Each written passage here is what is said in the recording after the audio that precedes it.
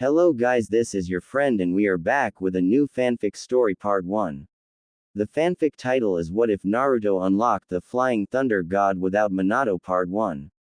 If you like this fanfic, don't forget to subscribe my channel. Now let's start the fanfics. A 7-year-old Uzumaki Naruto was running for his life from a group of drunken villagers. He didn't know what he did wrong.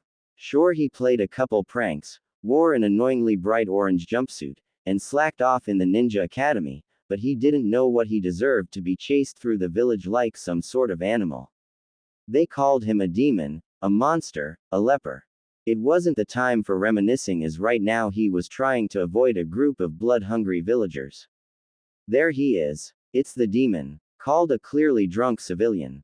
Normally this man would never hurt a small child, but this was no small child, this was the demon that attacked the village.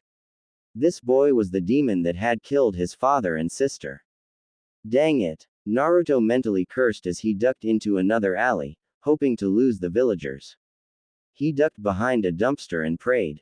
He went behind that dumpster. A villager yelled. Which one? Another villager asked. The first villager pointed to the dumpster Naruto currently hid behind. Naruto wished he could just disappear.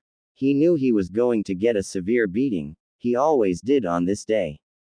This day was the day he always had to run for his life, October 10th, his birthday. It was also the day that 7 years ago the Yondaime Hokage had defeated the mighty Kyuubi no Kitsune, the nine-tailed demon fox. The Yondaime was Naruto's hero and inspired Naruto to want to become the Hokage. Naruto curled up into a small ball and cried. He cried for his crappy life. He cried for the beating he was about to endure, but most of all he cried for how weak he was to not be able to fight back. He imagined lying on his bed, no matter how uncomfortable it was. He imagined his home, the one place he was safe from these bad people. Then it happened. A warm sensation seemed to cover his entire body. His eyes fluttered open as he expected to see a group of angry villagers. He was wrong. What he saw was his old, worn apartment. How did I get here?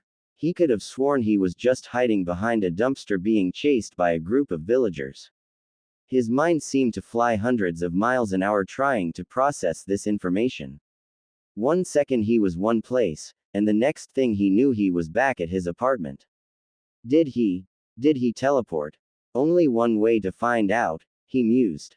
He then focused on a point on the other side of his room. He willed himself to be there, nothing. He scrunched his eyes in frustration. Why won't it work? He yelled to himself. He tried to think about what he did to make himself teleport before, that's it. He was unconsciously focusing chakra when he was thinking about his home. He then looked across the room and focused chakra throughout his body, at the same time willing himself to teleport across the room. 30 seconds passed and finally Naruto closed his eyes in frustration only to feel the warm sensation again. He blinked and looked to see himself standing in front of the wall that was previously across the room from him. He grinned at his accomplishment. No one would ever mess with him again. Time skip. 5 years. Day of graduation. It's been 5 years since Naruto learned to teleport. Since that day he rarely took a beating as he could just step into an alley and teleport away. He didn't like the word teleport though, so he often referred to his ability as jumping. Nobody knew about his ability as far as he knew, as he only practiced it in secluded areas. No longer did he wear a bright orange jumpsuit. He opted to wear something stealthy, more suited for ninjas. Naruto now was clothed in loose black training pants with an orange stripe going down the side, taped at the ankle, a sleeveless black shirt, and had white bandages wrapped around his arms. After that night Naruto started to take his ninja training seriously, although there is not much that you can learn without a proper teacher. He could now successfully perform the transformation, the replacement and the clone justice.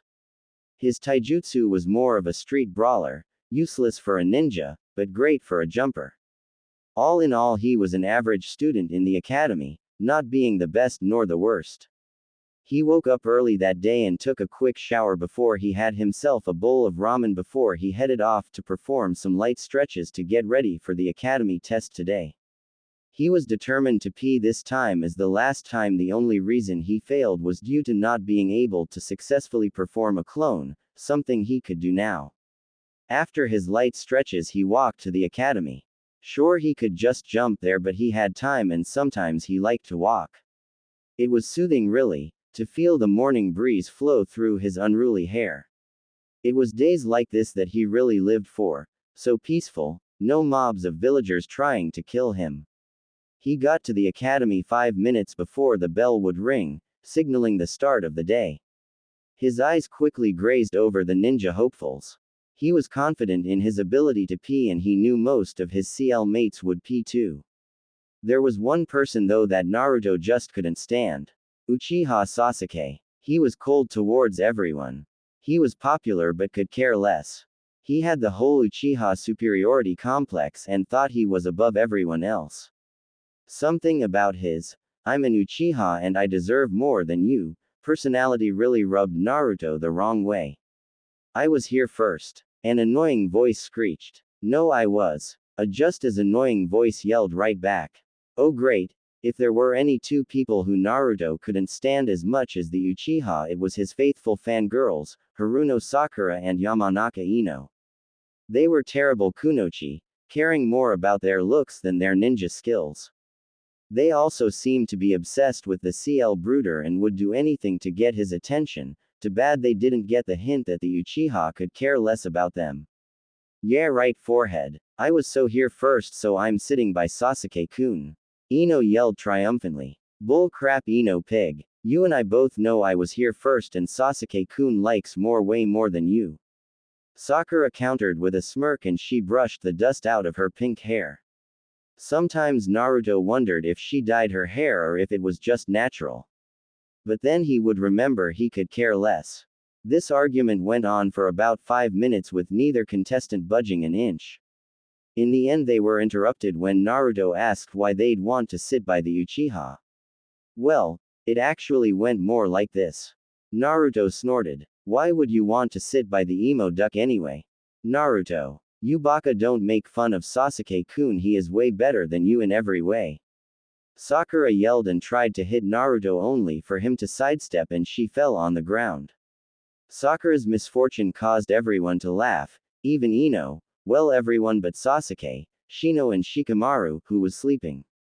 You baka. Sakura yelled and charged Naruto and yelling about how he tripped her. They were interrupted however as Iruka appeared in the room. Everyone sit down now. Iruka yelled using his demonic head jutsu. Everyone was immediately seated as no one wanted to get in trouble on the day of the final test. Okay CL, as you know today you will be taking your final genin test to see if you will graduate and become full-fledged shinobi of Konoha. Being a shinobi is not a game and you will have to put your life on the line in a mission many times. You will also be expected to kill and die for your village. Iruka took a break. Now we will start the tests. You will be tested on the clone, transformation, and replacement jutsu. Failure to do any of the three will result in immediate failure. Aburame Shino, will you please come with me into the other room? Naruto's last name was Uzumaki, so naturally he came at the end of the list. Some people would come out with a smile and a headband while others came out empty-handed. The most notable were Nara Shikamaru, Aburame Shino, Inuzuka Kiba, Akamichi Choji, Hyuga Hinata, and Yamanaka Ino, who all came out with headbands. Naruto figured as much as they were all future clan heads. Next up was Uchiha Sasuke. Uchiha Sasuke, would you please follow me to the other room? Asked Mizuki. Iruka's eye stant. HN, was the only response he got. All the Uchiha fangirls squealed at this point, having confidence that their crush would pee easily. A minute later Sasuke walked out sporting his headband on his head. Go figure. Uzumaki Naruto? Mizuki asked, barely containing glee as he thought of his diabolical plan coming into place. Good luck, Naruto, he said as he patted him on the back. I don't need luck, Naruto said confidently as he entered the room, completely unaware of how much his life was going to change in the coming hours. Would you please perform the transformation? Mizuki asked in a monotone voice. Naruto put his fingers into the ram hand seal and a plum of smoke later an identical image of the Yondaime was standing there. That was very good, now the replacement. Mizuki vainly tried to hold in his joy. Again Naruto went through the required seals and replaced himself with a log. He also noticed that it was a lot harder to control his chakra and he was wasting a lot more than usual. He just brushed it off as nervousness. Now would you please perform 3 clones? Mizuki asked innocently. Naruto performed the necessary seals and a puff of smoke enveloped the room. Standing, or lying, next to Naruto was a pale, dead-looking Naruto. Not what he expected. I'm sorry Naruto, but due to your inability to form a single clone, you fail. Mizuki said feigning sadness. His plan was almost in place. But, I knew I could do it, I did it last night. Naruto argued in vain and Mizuki shook his head sadly. Naruto proceeded to run out the door and took a seat in the back of the room, causing many people to look at him. I knew he wouldn't be able to page. What a loser. Kiba smirked at his joke causing everyone to laugh. Naruto just ignored him and sat in his corner. I know I could do that jutsu. What happened? Why did Mizuki seem happy that I failed? Wait. I remember him slapping me on the back and then my chakra started to act up. That must be it. Naruto's mind was a mess of thoughts until he finally came to a conclusion. Confusion quickly turned to anger as Naruto thought of ways to get back at Mizuki. He couldn't just tell Iruka-sensei, because who would believe a genin over a chunin like Mizuki? But Mizuki would be his prime prank target for the next year until he had another chance to pee. After CL ending Naruto immediately sat on the swing he would always go to after he failed his test. He overheard shushed conversations of parents picking up their children. It's a good thing he didn't page. Yeah, can you image if he were to pee? I know considering he's just a shish. You know we're not supposed to talk about that. Naruto tuned most of it out until about an hour after CL Mizuki approached him. Naruto raised an eyebrow at this, seeing as how Mizuki had caused him to fail. Sorry about how you failed Naruto. Mizuki said with fake sorrow in his voice. It's okay. Naruto said. What was Mizuki up to? Between you and me, there's another way to page. Mizuki whispered with a strange gleam in his eyes. This further intrigued Naruto. Really? How do I do that? All you have to do is steal the forbidden scroll of sealing from the Hokage's office and learn one jutsu. Mizuki explained. Naruto knew he was lying. He knew that the scroll of sealing was the village's sacred treasure but he figured he'd get to learn a kinjutsu and then he'd take down Mizuki if he tried anything. Okay, I'll do it. Naruto yelled with fake joy. Good. Here's a map of the guard layout. You must get the scroll and go to training ground 16. There you can learn a jutsu from it and pee. The traitorous Chunin said as his plan worked better than he thought. Shortly after Mizuki left Naruto decided he'd get the scroll fast and possibly learn 2 jutsu so he jumped into the Hokage tower and made his way to the room. He pressed the part of the wall Mizuki described and walked into the room. That was just too easy. He picked up the scroll of sealing and jumped to training ground 16. Naruto then opened the scroll.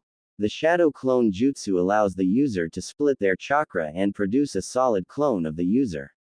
The shadow clone, when expelled, transfers all its knowledge to the original, meaning it can also be used for spying or training. Shadow clone. A solid clone would be incredibly useful. With renewed vigor Naruto started to learn the shadow clone jutsu. He had it down in a couple hours and opened the scroll further. He then read it mentally. Great Clone Explosion Jutsu. To use this jutsu you must have already mastered the Shadow Clone Jutsu. The Great Clone Explosion is a variant of the Shadow Clone.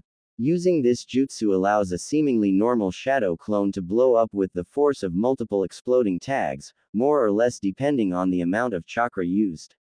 High B ranked Kinjutsu. For the next couple hours Naruto learned the Great Clone Explosion and then copied a couple more jutsu down on a blank scroll he had present.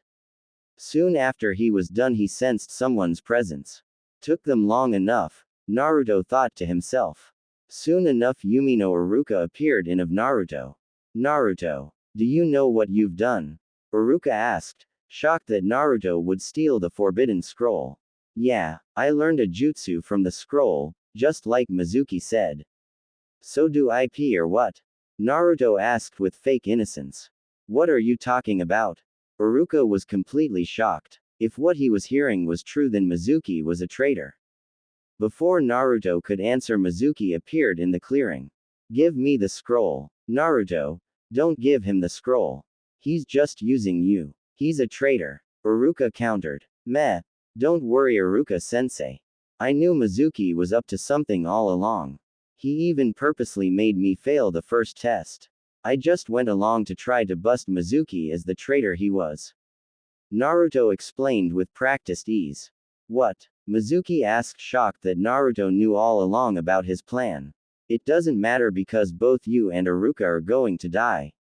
Mizuki yelled as he threw one of the Fuma shuriken at Naruto. Naruto pulled out a kunai from his pouch and deflected the shuriken. Mizuki decided to pull out his trump card. Do you want to know why you're hated, Naruto? The white-haired traitor asked with malice. This struck a chord in Naruto. He always thought he was just hated, he didn't think there was a reason. No, Mizuki. It's forbidden. Iruka pleaded. It's because 12 years ago on your birthday, the Kyuubi no Kitsune attacked the village. The Yondaime didn't kill it as you were told. He sealed it into a newborn baby. That baby was you. You are the Kyuubi no Kitsune that nearly destroyed the village 12 years ago. Mizuki bellowed. Naruto dropped on his knees. Was it true? Was he the Kyuubi? It made sense when he thought about it. His birthday was the same day as the Kyuubi attacked and he was always called a demon and a monster. It also explained why everyone hated him. So, I'm nothing but a demon. Before Naruto could react, Mizuki was throwing another shuriken at the blonde demon container. The Jinchuriki didn't have time to dodge. He clenched his eyes shut and waited for his early demise.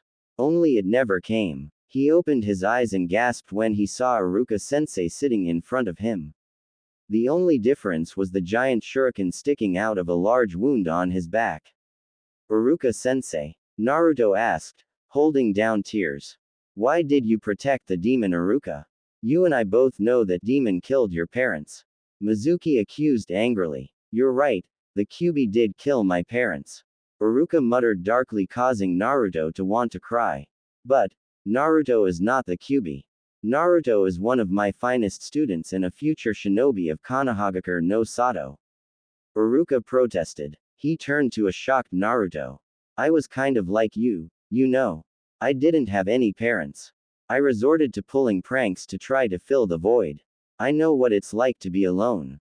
I'm sorry about everything. I should have been there for you. Naruto went from shocked to happy to angry. He got up and turned to Mizuki. You hurt my sensei, and if you ever touch Iruka-sensei again, I'm going to kill you. Naruto growled. Ha, if you could even touch me.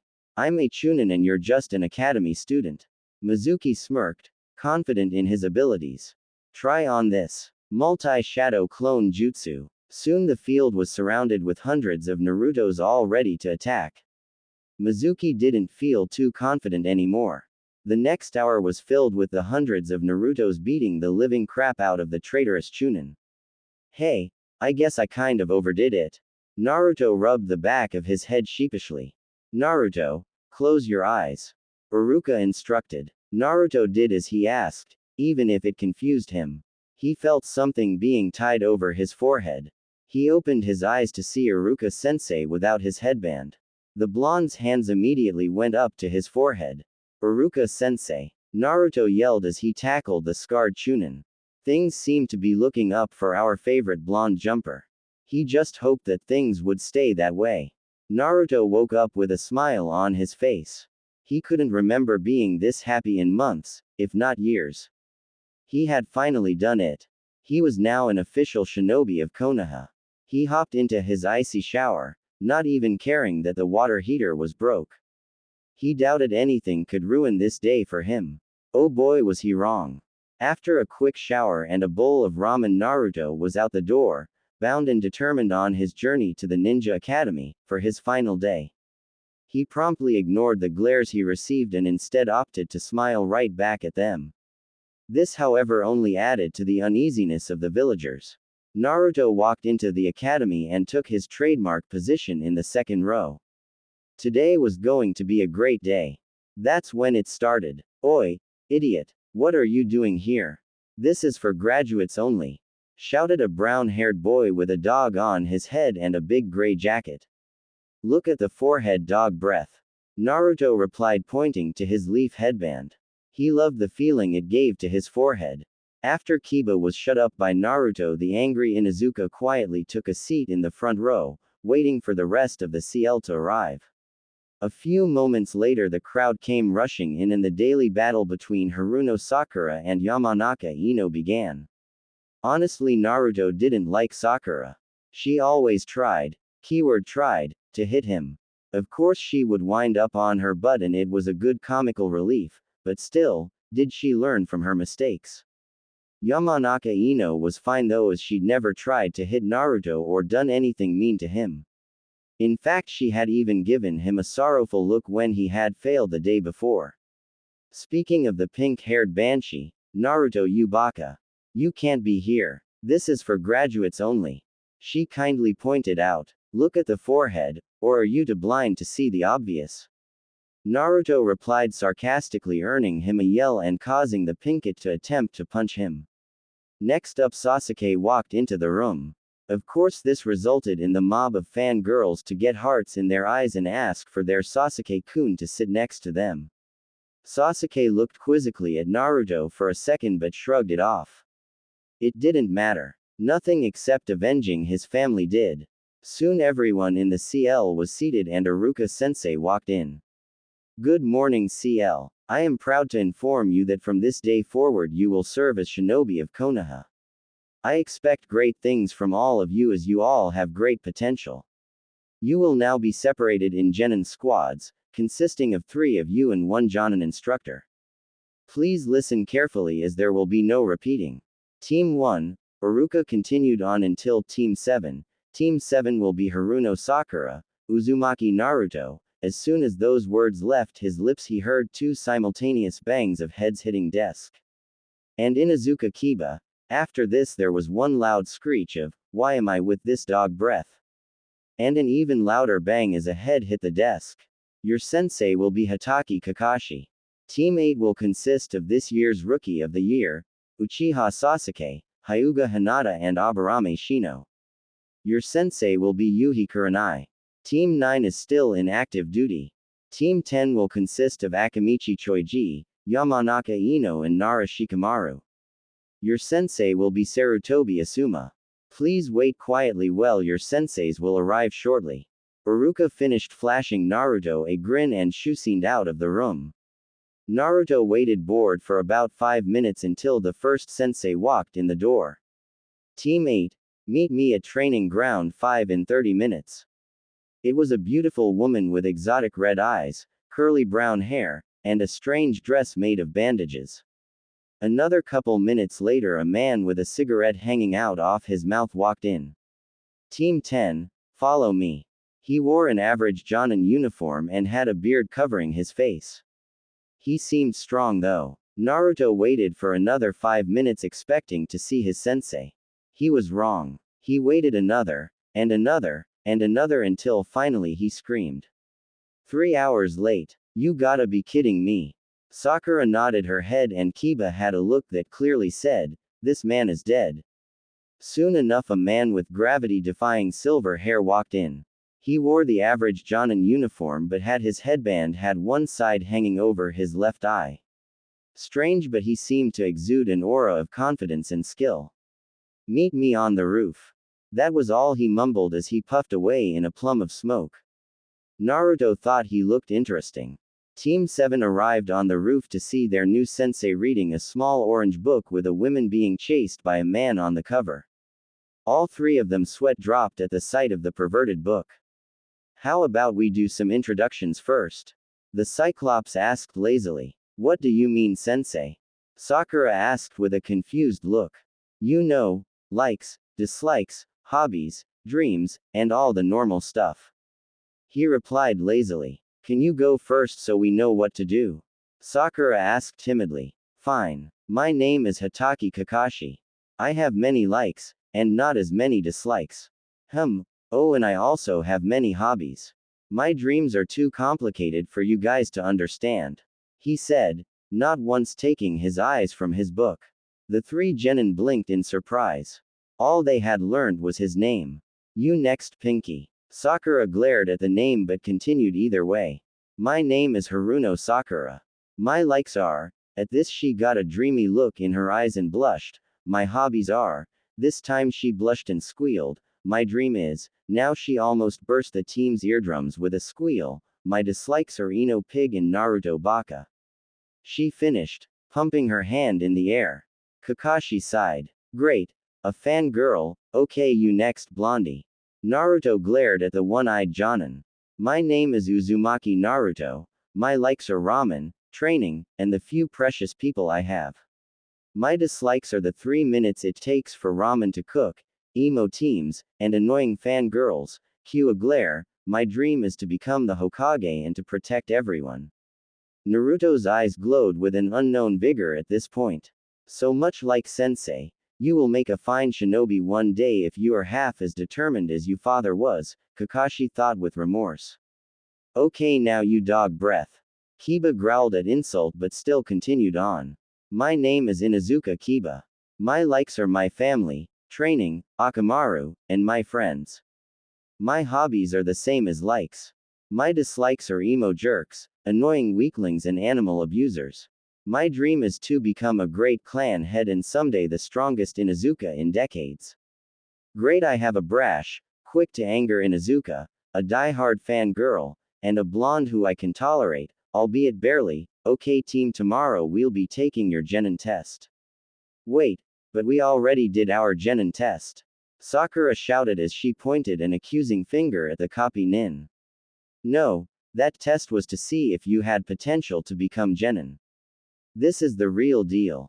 This test also has a 66.6% failure rate. Also, don't eat breakfast, you'll just puke. By the way, Naruto, Hokage-sama wants to see you, pronto. Ya ne. He hummed as he disappeared in a puff of smoke, leaving a confused Naruto. I wonder why Gigi wants to see me, Naruto thought out loud as he jumped off the roof and took off towards the Hokage tower. He arrived and barged straight through the door, much to the shock of the secretary. You wanted to see me? He asked nervously. Oh yes, Naruto, I just wanted to know how you like your new team, he went on as he closed the door and activated the silencing seals, and maybe why you didn't tell me you could teleport. The Hokage asked like it was the most casual thing in the world. Naruto panicked. How did you? He was cut off by the Hokage. Do you honestly think there wouldn't be security cameras? I saw you teleport in and take the scroll, Naruto. You're lucky I burned the tape before the council got a hold of it. The old man questioned seriously. Naruto gulped. I'm sorry, he said, feeling guilty. Don't worry. You're not in trouble. I'm just a little hurt you wouldn't trust me enough to tell me. Sarutobi let the last sentence trail off. However, we cannot let this ability get into the wrong hands. You are not to be using it unless no one else is around or it is a life or death situation. Understood. Hi Hokage-sama. And if it makes you feel any better, I promise I won't keep any secrets from you anymore. Naruto said, looking downcast. Now, how about we see it in action? Naruto looked excited as he jumped to his apartment. You truly are surprising, Naruto-kun. To have an ability like that manifest in you, and surprisingly it uses little chakra, unlike the Yondaime's flying thunder god. The Sandaime mused dreamingly. The next day Naruto woke up, ate breakfast. He figured his sensei never ordered him not to and that he'd do better on a full stomach. He then hopped in the shower and headed off for the training field. He just hoped his sensei wouldn't be 3 hours late again. He arrived and saw Kiba already there. Look, I know we were never best friends, but if we are going to work as a team, I'm going to have to tolerate you. So how about we put our differences aside and at least tolerate each other? Naruto asked sincerely, surprising the loud Inuzuka who just nodded dumbly. Naruto smiled at this and went to catch a few hours of shut-eye until their sensei arrived. Naruto notices Sakura arrive and they mainly sat there in silence until their team's sensei arrived in his click smoke puff. Yo, you're late, Sakura accused loudly. Well, you see, I was on my way here when I ran into an old lady stuck in a tree. I rescued her when I found out she was actually an enemy ninja. I then battled her and then took her into captivity, Kakashi said bluntly. Sure. That's why you look like you just woke up. Naruto muttered bluntly. Kakashi I smiled at this. He sure was sharp. Okay, today you're going to be having a test to see if you can become a genin. He then took out 2 bells. You must get a bell to page. Sakura scrunched her eyes in thought. But sensei, there is only 2 bells. She questioned dumbly. Of course, that means only 2 of you will pee. Kakashi answered in a matter-of-fact tone. Now you have until noon to get the bells. Begin. As soon as those words escaped Kakashi's mouth, the 3 genin disappeared into the bushes. Not bad. They seem pretty good at hiding. I wonder who will attack first. He wasn't disappointed as soon enough Kiba appeared in front of him. Kakashi raised an eyebrow. Was this kid really going to charge a Jonin? Let's go Akamaru. Kiba yelled as he threw his dog a solider pill. Man-beast clone. Akamaru then turned into a copy of Kiba. All fours jutsu. Kiba yelled as he and his partner suddenly looked more feral and got on all fours. You seem good at your family's techniques. First lesson. Taijutsu, the art of hand-to-hand combat. Kiba and Akamaru charged Kakashi with surprising speed, but nothing Kakashi wasn't prepared for. He caught a punch aimed at his face and flipped Kiba over his back and threw him at Akamaru, effectively knocking his targets away. Kiba tried to regain his bearings and soon found he couldn't find his opponent. Left, right, up, down. He realized it too late though as 2 hands erupted from the ground and pulled Kiba underneath. Next lesson. Ninjutsu. Earth style. Inner decapitation jutsu. Kakashi explained. Meanwhile, in the bushes Naruto had confronted Sakura. Sakura, don't you think there is something odd about this test? We are just genin and yet they expect us to be able to take on a jonin. And who has ever heard of a 2-man genin cell? Just think of the Sanin. A knowing look all of a sudden developed on Sakura's face. Oh, the true meaning of the test is teamwork. I get it. Yes. Let's go dig Kiba out and make a plan to take down Kakashi-sensei. Sakura nodded and they jumped across the trees to their down teammate. Naruto created a couple shadow clones to dig Kiba out, earning a dumbfounded look from their leader. Here was a kid no older than 12 making solid clones. The Naruto's digging Kiba out whispered the true meaning of the test in Kiba's ear as they were digging him out. Kakashi's eyebrows rose at this. They caught on so quickly. No one, not even his team when he was a genin, had caught on this fast. Soon enough the tree genin disappeared. Kakashi waited for a few minutes until he heard a cry of shadow clone jutsu. He then dropped his book at the sight of all of the clones. There had to be dozens, no hundreds of clones. He knew he had made the right decision in training this team instead of Sasuke, like the council tried to force on him. Flashback. Kakashi lazily walked into the council chamber, expecting for the annoying old hags to berate him for something or another he did. He wasn't mistaken. Hitaki Kakashi, we're glad you have made it. The elder women asked him. Kaharu was her name. Hi Kaharu-san. What is it you need from me? The copy nin asked lazily. Well, we are here to ask you to take Uchiha Sasuke as a genin, as you know he is graduating soon. She asked joyfully. She believed he would accept without question. I refuse. Kakashi stated bluntly. This struck a chord in the council. Hitaki-san, I assure you, this will benefit the village greatly. With the power of the Sharingan and you teaching Sasuke he could grow to be strong, Danzo explained, slightly upset at the man's defiance. Why not? Kaharu added sweetly. Simple. I don't want to train an arrogant brat like him. We don't even know if he'll awake his Sharingan. Kakashi explained matter-of-factly. The anger rose. He is the last loyal Uchiha. He could do wonders under a man who knows 1,000 jutsus such as you. The other elder, Homura, explained, trying to convince the man to train the last Uchiha. By that you mean you'd want me to let him copy my jutsu? More specifically my lightning blade? Kakashi asked with no hidden annoyance. Yes, and you will do as we command. The elders ordered. I don't follow your orders. I report directly to Hokage-sama and he already approved me teaching Uzumaki Naruto, Haruno Sakura and Inuzuka Kiba. Kakashi explained angrily. What? You'd rather teach that demon than the last loyal Uchiha? At this point Kakashi's ki rose through the roofs. How dare these people insult his sensei's son? He was the hero of the village. Are you really accusing the savior of this village, the boy who holds back it, to be a demon? Kakashi challenged angrily. Yes, he's nothing but the Kyuubi.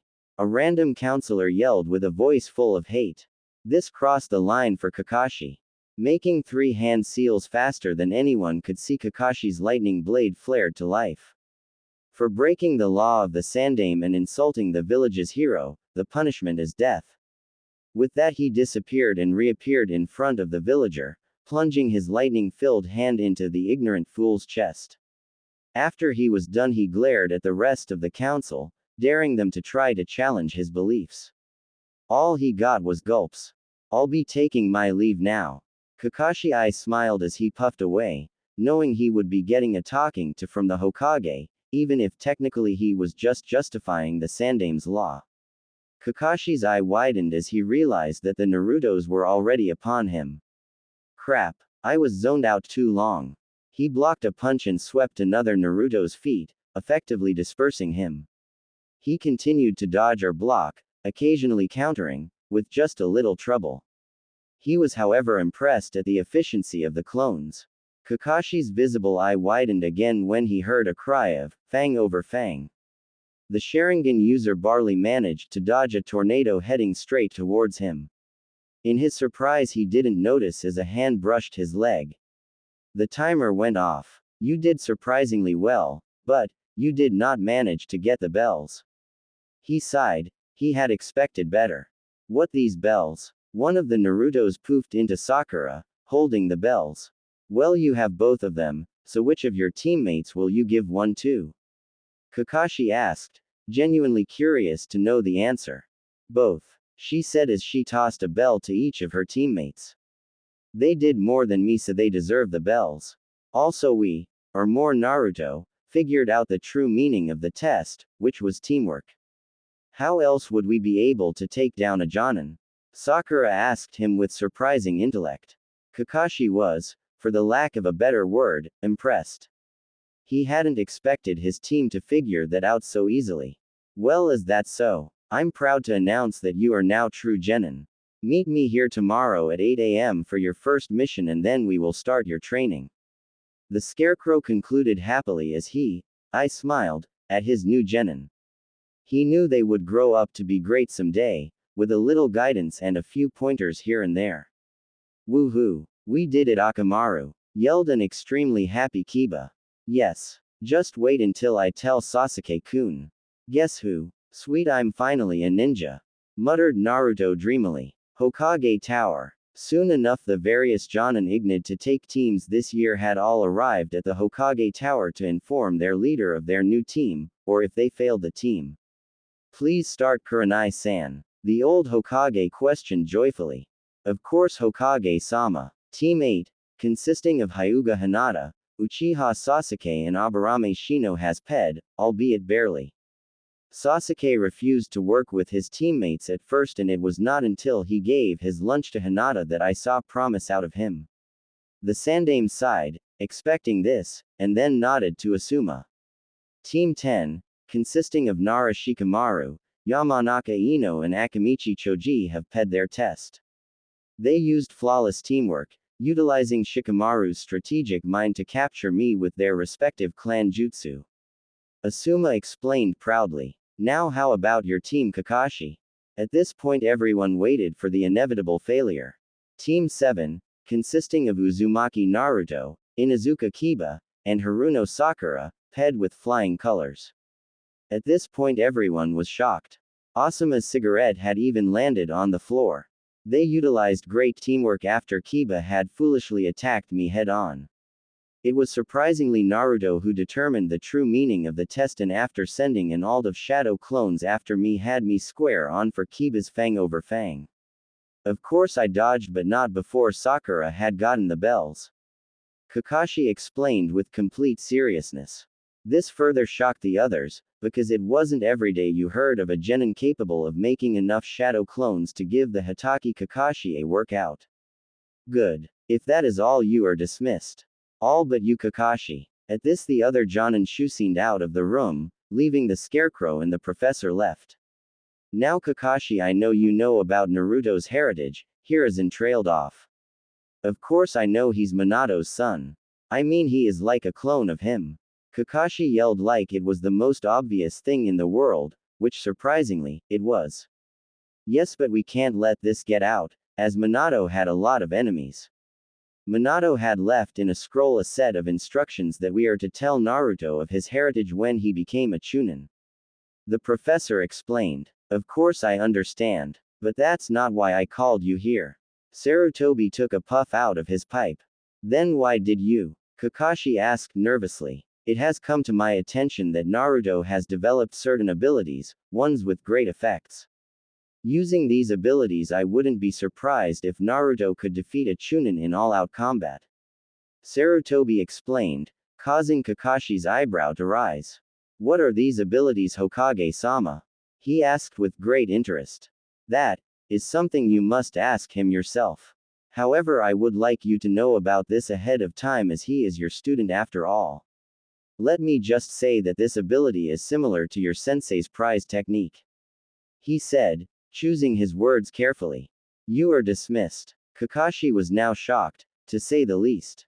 A ability similar to the technique that gave the Yondaime the name, Konoha's Yellow Flash, and spread fear throughout the entire world. Things were defiantly going to get interesting, he mused.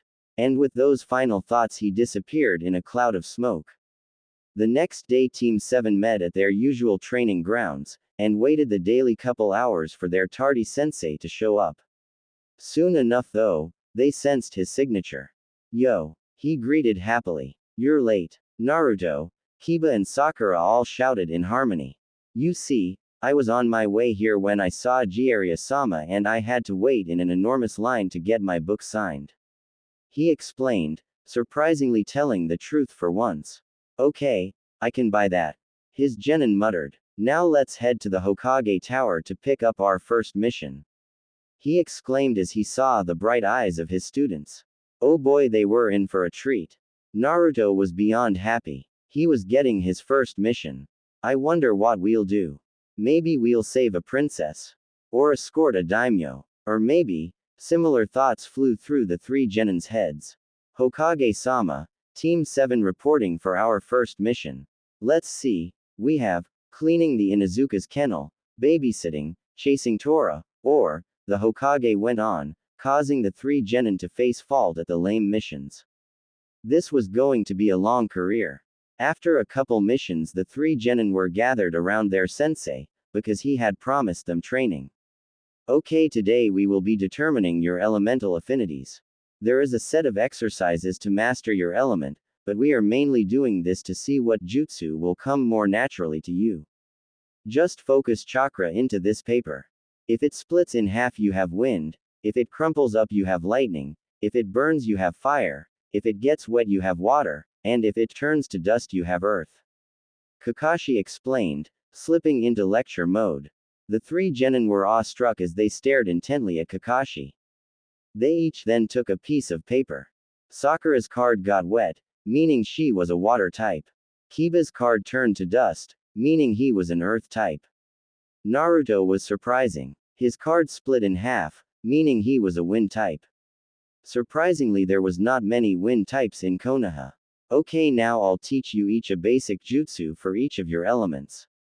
Don't be surprised when it takes you a while to master the jutsu though, as you are just new genin. Sakura, I'll be teaching you the water release, Water Wall Jutsu. It is a defensive C-rank water jutsu and is used to create a wall of water to surround you. Obviously you will need to be near a water supply to use it. He showed her the seals and she ran off to practice it. Kiba, you will be learning an offensive earth technique called the Earth Release, Earth Spear Jutsu. This jutsu allows the user to stick his hand in the ground and pull a spear made of earth out. It is also C rank.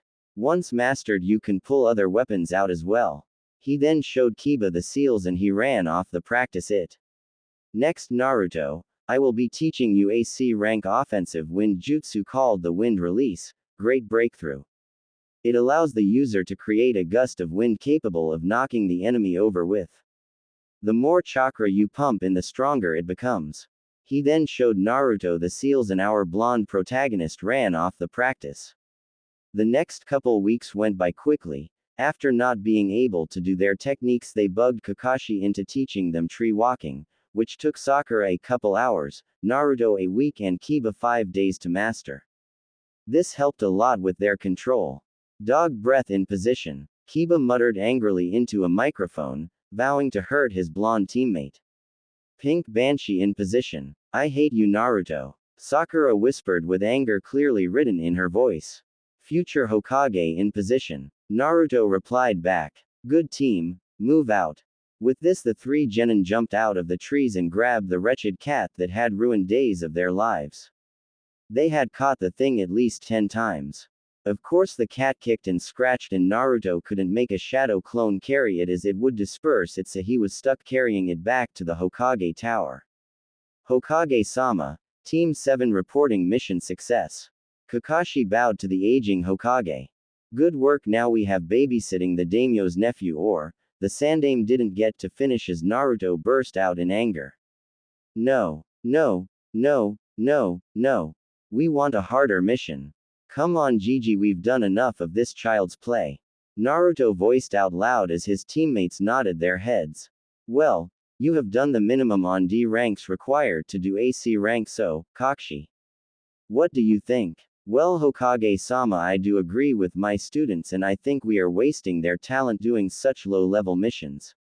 Kakashi said, as his students looked at him in happiness.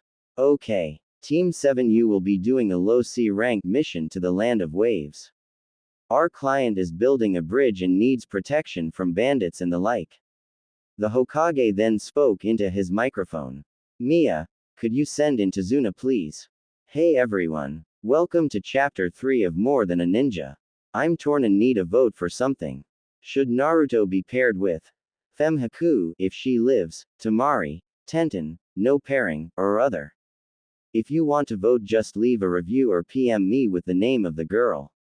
Also, thanks for the amazing reviews and hits. I'm happy to say I'm over 2k hits for the story.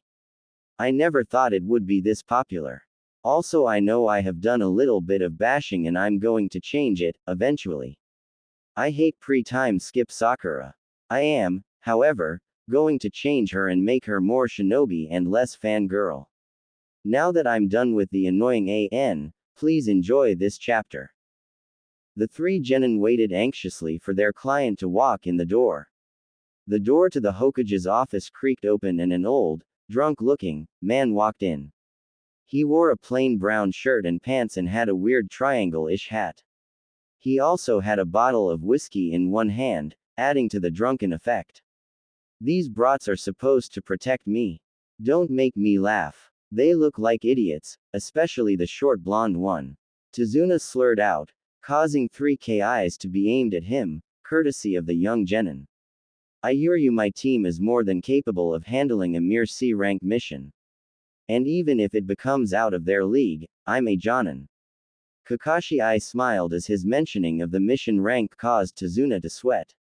He'd have to ask about that later. Team, we will meet at the North Gate in 45 minutes. Pack enough supplies to last 2 to 3 weeks. The one-eyed jonin commanded as the three genin left with smiles on their faces.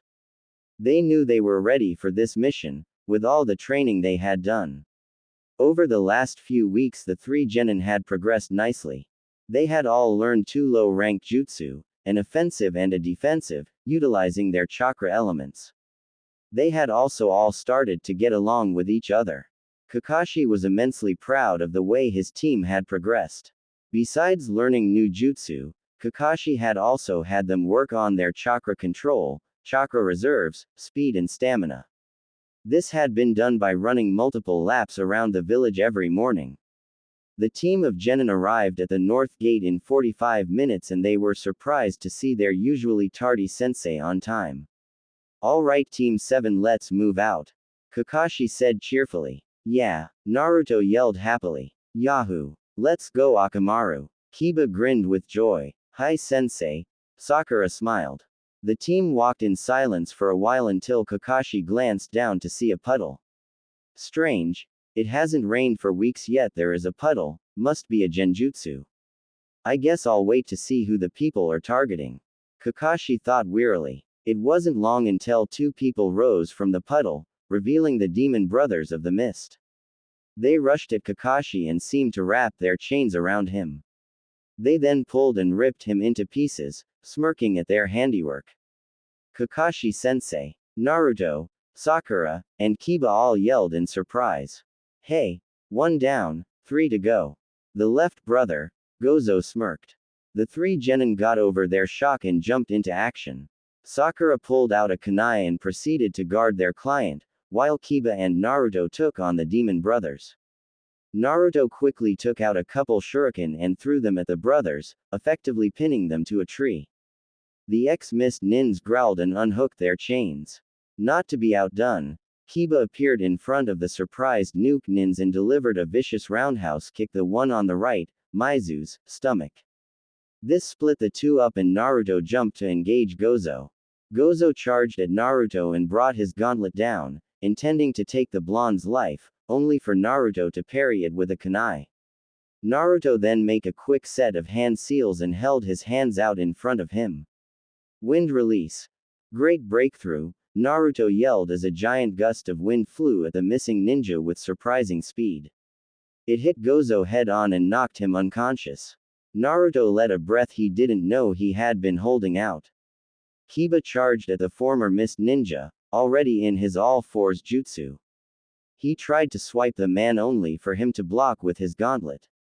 "You'll have to do better than that," Mizu mocked with a smirk. Kiba growled and started rapidly spinning.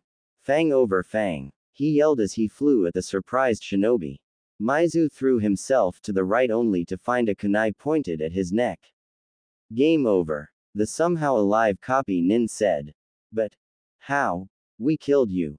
Mizu did a great impression of a fish out water. Kakashi just pointed to the pile of logs sitting where he was killed. Mizu's mouth made an, "Oh. Kakashi-sensei, you're alive." Naruto shouted as he threw down Gozo's unconscious body. "I would have had him even if you didn't show up." Kiba whined. "Yes, but I didn't want you to knock him out, or else I couldn't interrogate him." Kakashi explained as he tied the two brothers together. "Now, who were you after?" Kakashi growled out, suddenly turning from the laid-back sensei to the famed Sharingan Kakashi, killer of hundreds. "It West was the bridge keeper." Mizu muttered weakly. "Who were you working for?" The man spit on Kakashi's face. "Go to hell." Kakashi then hit a pressure point, knocking him out. He then turned to the sweating self-proclaimed super bridge builder. "Care to explain?" he asked with a glare. "I don't know what you're talking about," Tazuna lied through his teeth. "You're lying," Kakashi accused. Tazuna sighed, knowing he was caught. "Well, you see, a few years back a man named Gato arrived in Wave." Sakura cut him off. "You mean Gato of the Gato shipping industry?" "Yes, that Gato. He is one of the richest men in the world. He does indeed own a shipping industry, but that's not where he makes most of his fortune. He works with drugs, slaves, women, and lots of other illegal things. This isn't why he wants me dead, though. Gato took complete control over our economy, leeching away our money and leaving us in poverty. Our only hope lies in the bridge I'm building. I lied about the mission rank because we don't have enough money for a B or a rank mission. I beg of you please continue on with the mission." Without you our country will lose all hope and I will die. And if I die my daughter and cute grandson will hate you in Konoha. Tazuna finished. You deliberately lied about the mission rank, almost got me killed, and got a team of fresh genin sent on a B, possibly A, ranked mission. Give me one good reason not to leave right now. Kakashi asked seriously. Please, you don't understand, I thought they would send a group of Chunin. I didn't know. Tazuna begged. Well, I guess it's not up to me. Guys, what do you think? Kakashi sighed, looking at his students. I say we go. Naruto yelled, not missing a beat. I'm in. The brunette Inuzuka grinned. Sakura seemed uncertain at first but eventually a smile appeared on her face.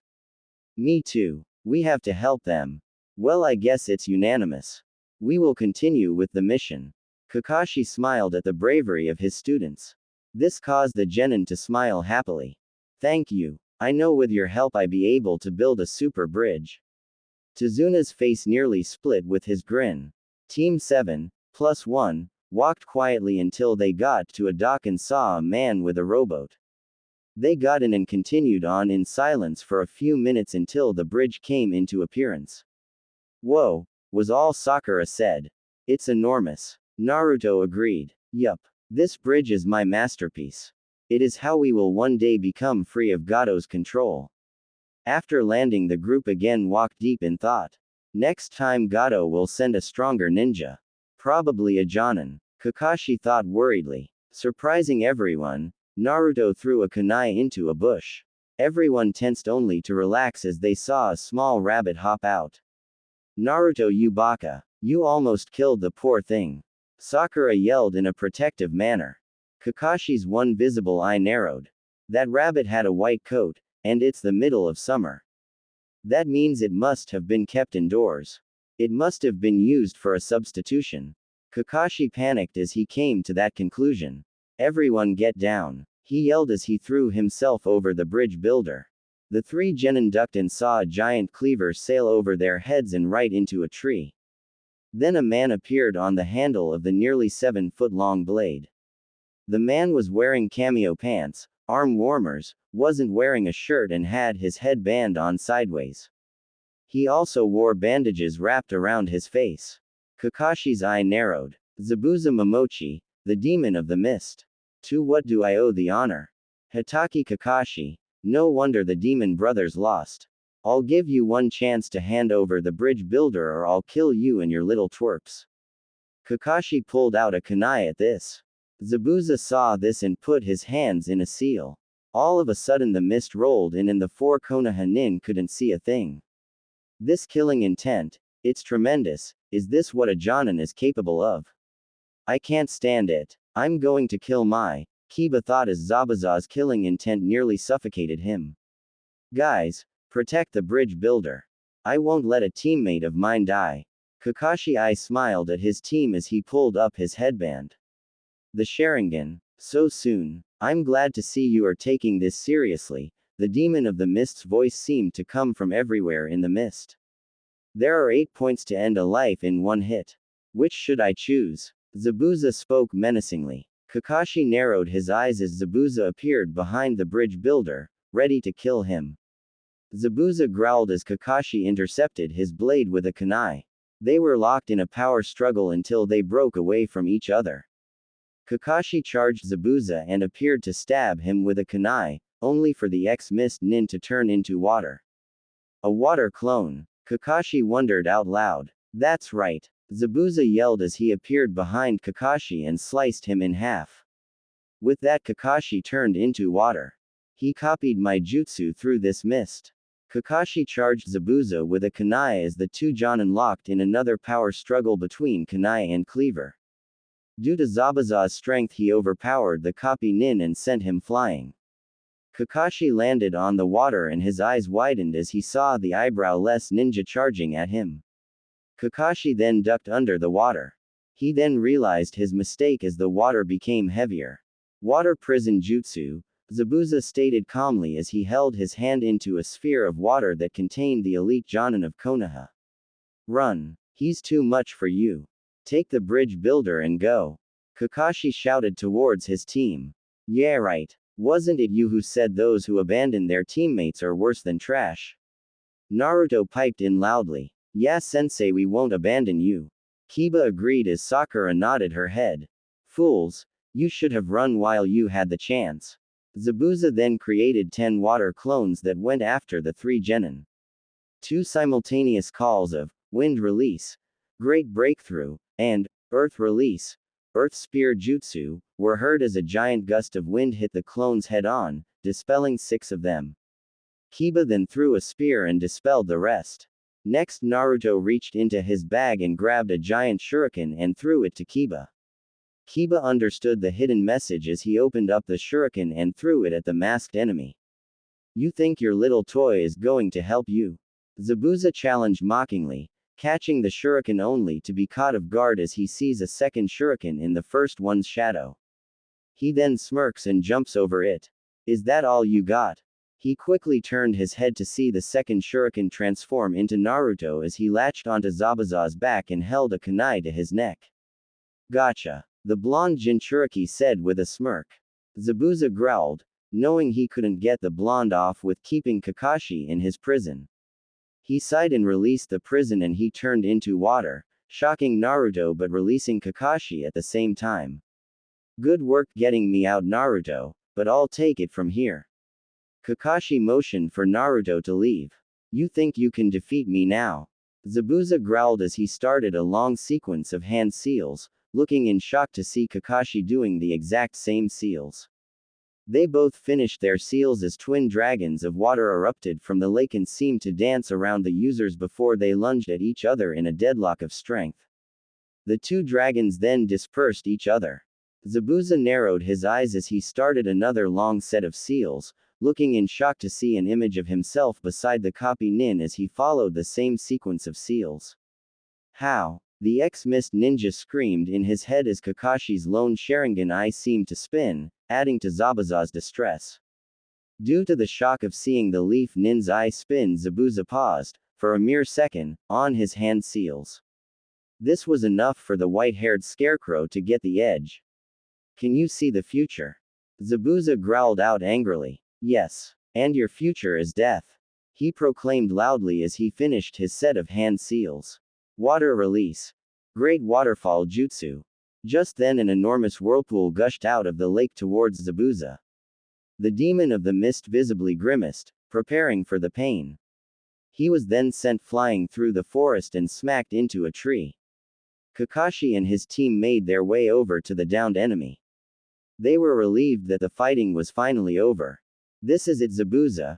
Kakashi started towards his kunai pouch only to be cut off as 3 Senbon needles flew from the tree and lodged themselves into Zabuza's neck, killing him instantly. Thank you for wearing him down. I am a hunter nin from Kiri. I have been following Zabuza for a long time and will take him off your hands now. The newcomer greeted in a feminine voice as she appeared next to the body. Kakashi checked for a pulse. Well, he's dead, Kakashi announced, causing his genin to let a breath out. Thank you for your ice stance, Konoha Shinobi, I will take the body off to dispose of it. The girl then placed a hand on the dead man's shoulder and disappeared in a swirl of water. Kakashi sighed as he covered his eye with his headband again. Now Team Let's, he was cut off as his eyes rolled back into his head and he fell over backwards. Kakashi-sensei, Sakura yelled as she examined the body for a pulse.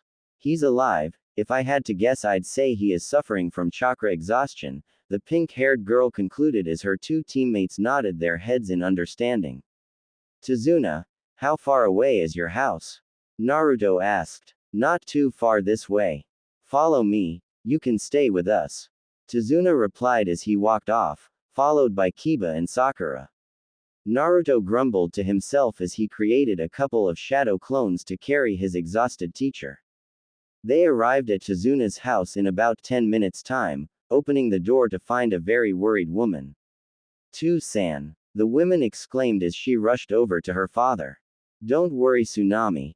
These are the super ninja who protected me on my way here. They will oversee me finishing the bridge." Tazuna grinned. "It's nice to meet you. Thank you so much for protecting my father." He is really the only hope our country has left. My name is Tsunami. The women greeted with a grateful smile. It's really no problem. We really need to bring our sensei to bed though, he needs to recover from his latest fight. Sakura greeted politely while Naruto and Kiba walked in carrying Kakashi. Oh my. Follow me, right this way. Tsunami motioned for them to follow her up the stairs as she arrived in a room with a single futon lying on the ground. Thank you very much Tsunami-san. I'm Naruto and these are my teammates Sakura and Kiba. Naruto explained pointing to the two teammates. And this, he pointed to the downed Jonin, as our sensei, Kakashi. Nice to meet you Naruto-san, Sakura-san, Kiba-san. Tsunami answered, earning her a nod from the three genin. Any chance you have another couple beds? I don't know about you guys but I'm beat. Kiba yawned loudly, blushing. Of course. If you'll just follow me to the other guest room. Tsunami then lead the three young ninja to their room, where they all plopped down on their respective futon and fell asleep almost instantly, causing Tsunami to giggle and leave to question her father about the Konoha nin's state. Haku sighed as she pulled the multiple senbon out of her mentor's neck, relieved that she had arrived right in time. Ouch. Damn that Kakashi and his Sharingan. Zabuza cursed loudly. Don't worry Zabuza-sama, we won't underestimate them this time. Haku explained with confidence. Yes and next time those brats will all be dead, along with the bridge builder, Zabuza planned maniacally. The next day, Naruto awoke to the smell of steaming bacon. He took a few seconds to try to remember where he was, until the past day's events came playing back in his head.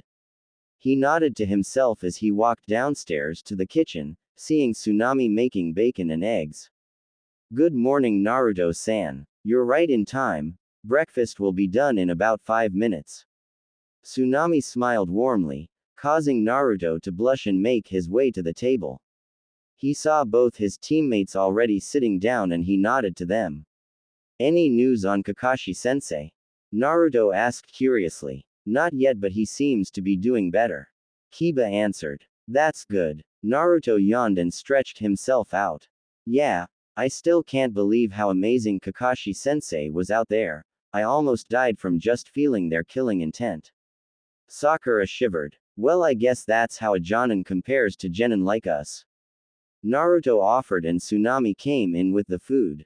Inari. Dad. Time for breakfast. The brunette called loudly. Seconds later Tazuna and a young boy walked into the room.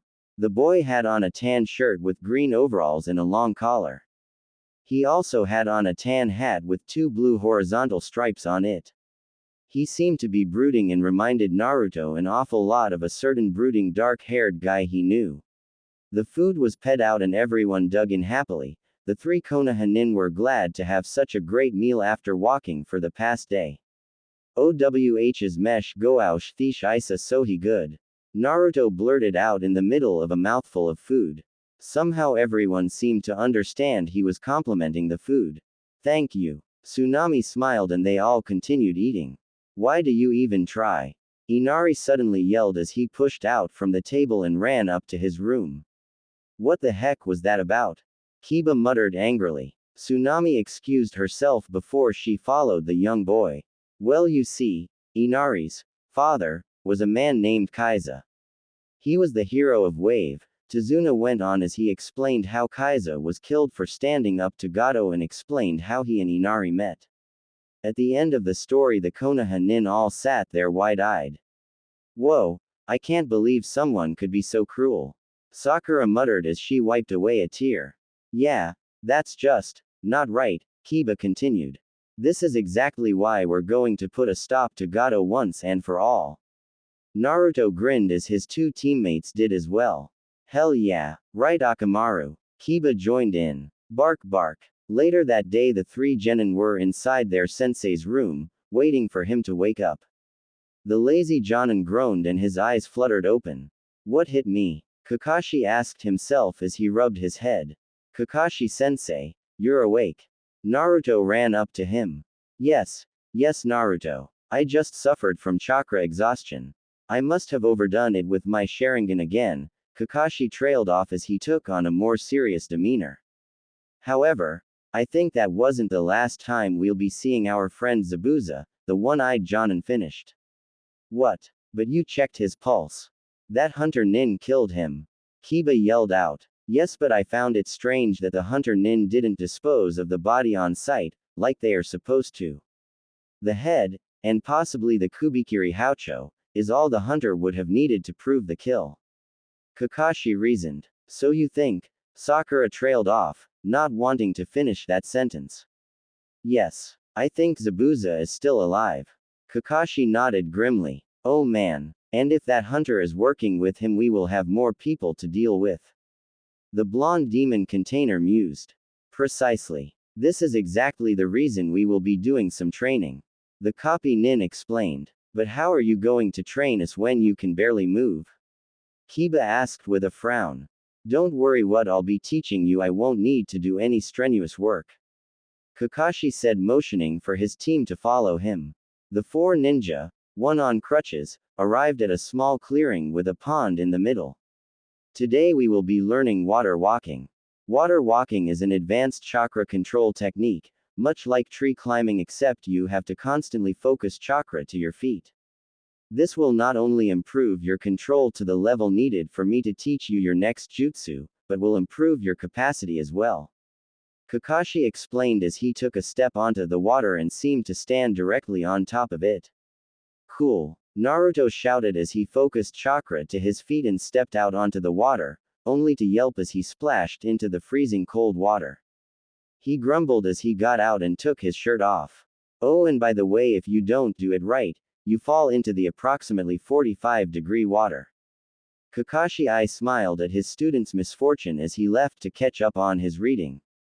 The three genin dragged their feet into Tazuna's house after a hard day of training. They had each progressed nicely, to the point where Sakura could do the water walking exercise for 15 minutes before she ran out of chakra. Kiba could take about a half dozen, give or take a few, steps into the lake before he would slip with his control, and Naruto could take around 5 or 6 steps before he would fall. Overall, Kakashi was incredibly proud of his students for doing so well for their first day. They flopped down into their seats and were served dinner with the rest of the family. It was chicken teriyaki with rice balls, click but good nonetheless. The dinner, however, was interrupted from a small boy slamming his silverware on the table. Why do you try so hard? You can't win. Gato will just kill you. He yelled angrily. Well, giving up doesn't help at all, does it? Maybe you are willing to give up without a fight, but not as kid. Naruto argued. You don't understand what he will do. You don't know anything about pain or suffering. You've lived a worry-free life back in your village. Inari called darkly, on the verge of tears.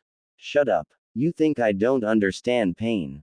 Naruto yelled. I don't give a shit if your father figure died, because guess what? I never had one. I never had any family. I have been hated by the entire village for something I have no control over. I've been running from angry mobs since I was 5. So you think you've had it rough? Well, grow up, kid, because there's always someone who's had it worse.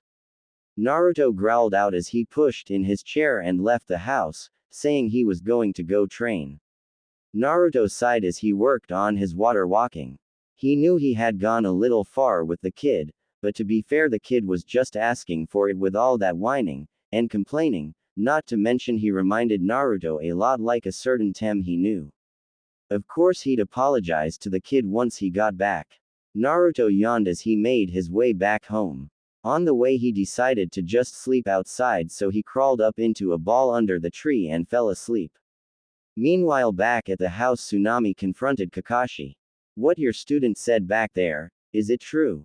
Tsunami asked as Sakura and Kiba listened in quietly. Yes, but he sugar-coated it as well. He never had a family and he was kicked out of the orphanage when he was 5. Since then he has been living in a beaten old apartment. He is also hated by most of the village for reasons I can't say. Kakashi seemed to sink into his clothes at this point.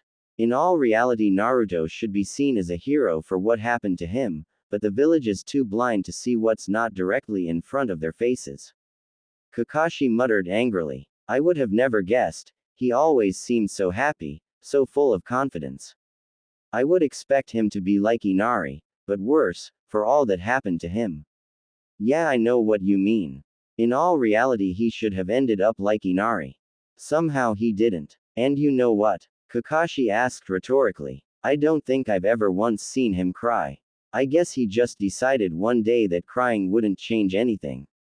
Sadly, his trust is very thin and he only trusts a select group of people. I'm proud to be part of this group.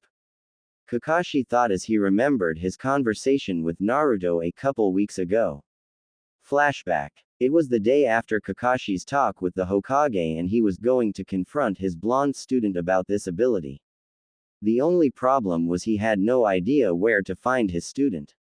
He had checked Ichiraku's, the Hokage monument, and his apartment. He was about to give up when he felt a spike of familiar chakra come from a nearby training field. He rushed over to investigate. He gasped in shock as he saw his student create at least 1,000 shadow clones.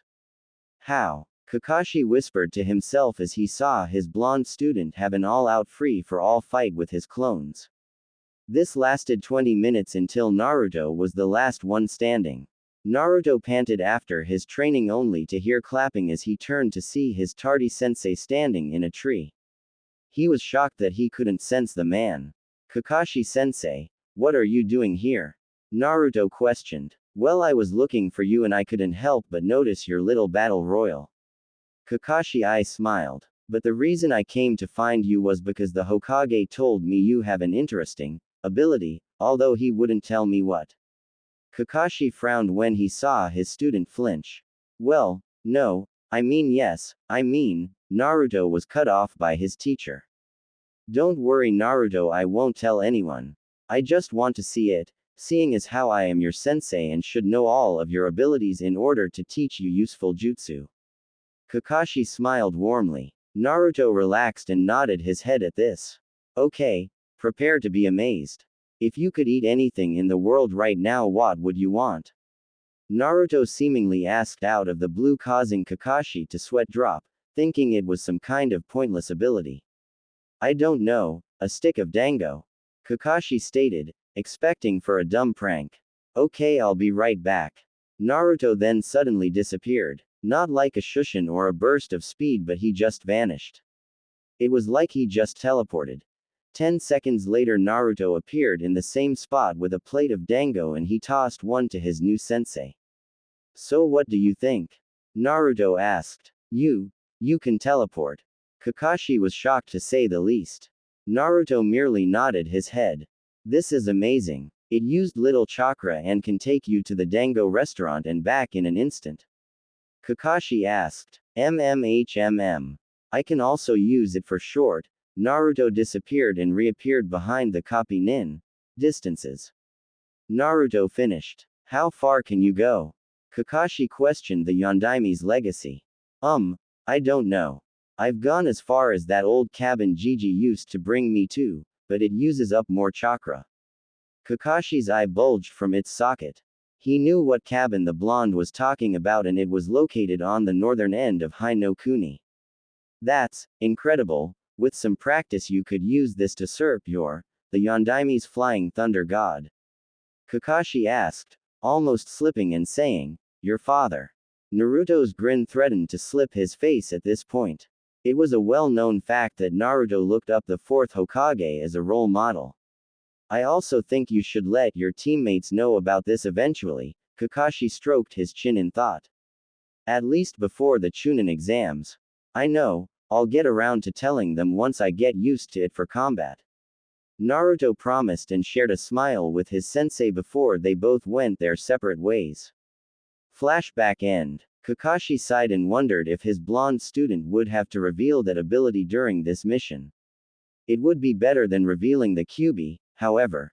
A young girl in a light pink kimono walked into the forest with a small basket in her arm. Her eyes narrowed as she saw someone sleeping in the forest she was in. Her eyes looked at the black-clad blonde before she realized he was one of the Konoha ninja from before. She slipped out a senbon from her sleeve and slowly moved it to his neck, before she decided against it and instead opted to shake him gently by the shoulder.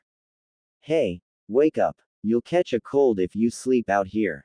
This was the sound Naruto woke up to as he saw the single most beautiful girl he had ever seen. She had long brown hair and soft chocolate eyes and a warm smile. Thanks, but I don't get sick very easily, Naruto explained. Haku nodded and asked, why were you sleeping out here anyway? Well, you see, I was out training late last night and I didn't feel like going back to the house, Naruto replied sheepishly as he rubbed the back of his head. So you're a ninja? Haku asked. Yup, Naruto chirped happily. You seem pretty strong. Why do you need to train? Haku asked curiously. Well, I'm not strong enough. You see, we're on a mission and I need to be strong if I want to protect my friends. Naruto pumped a fist in the air at this last part. So you have people that are precious to you? Haku asked with interest in her voice. Images of the old man at Ikiruka's, Ayame, the Hokage, Kakashi-sensei, Kiba, and Sakura to a degree flashed through his mind. Yes. I don't have many, but I'd protect them even if it took my life. Good. Haku answered as Naruto looked at her questionably. You see, when a person has someone to protect, only then do they become truly strong. You will become strong, Naruto-kun. Haku waved as she left a blushing Naruto behind.